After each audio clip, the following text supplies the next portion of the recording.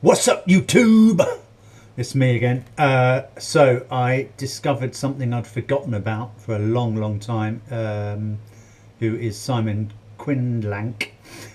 Nearly forgot it again. Simon Quinlank from Fist of Fun, 1995-96. Let's dive right in, shall we?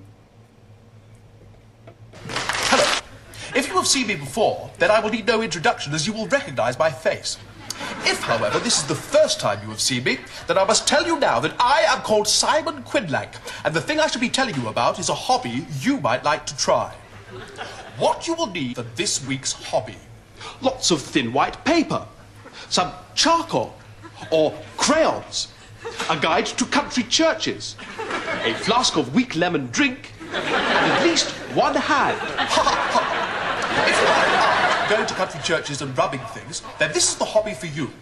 This week's hobby is called arse rubbing. Here's how you do this week's hobby.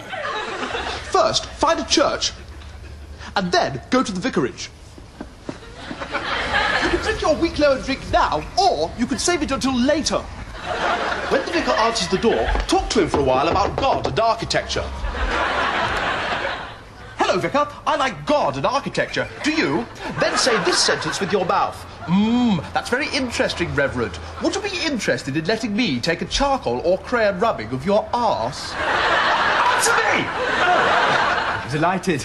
Remove the vicar's trousers and underpants, if he has them. Place the paper over his arse and then rub the edge of the charcoal or crayon against the vicar's arse. And then, hey presto, a perfect charcoal or crayon representation of the arse of the vicar in charcoal or crayon has appeared on the sheet in charcoal or crayon. I have used charcoal, but crayon is much better because it is in colour. After the rubbing, I label the rubbing with the date, church, name and cleanliness of the vicar. If you are a Muslim or a Hindu or a Jew, why not make an arse rubbing of whatever the blokes who run your religion are called? And remember, grabbing and stripping a vicar and making an impression of his arse against his will is against the law and is punishable by a £10 fine. Therefore, although vicars may appear to be friendly with strong moral and religious convictions, almost half of them are evil and perverted. So, if they ask you to rub of anything other than their arse, politely decline and then call the police. That's my hobby. I like it a lot, and I think it's better than brass rubbing because brass rubbing is the same every time you rub them. Whilst, over a period of years, a vicar's arse will change in subtle ways that are almost imperceptible to the human eye, but which will become apparent when you look at the rubbing or rubbings. Plus, if you are gay or a woman, it's a good way to get a look at loads of blokes' arses really easy. Touch them. I am not gay, though. Or a woman. Bye. Why do they agree to it? The vicars. Why?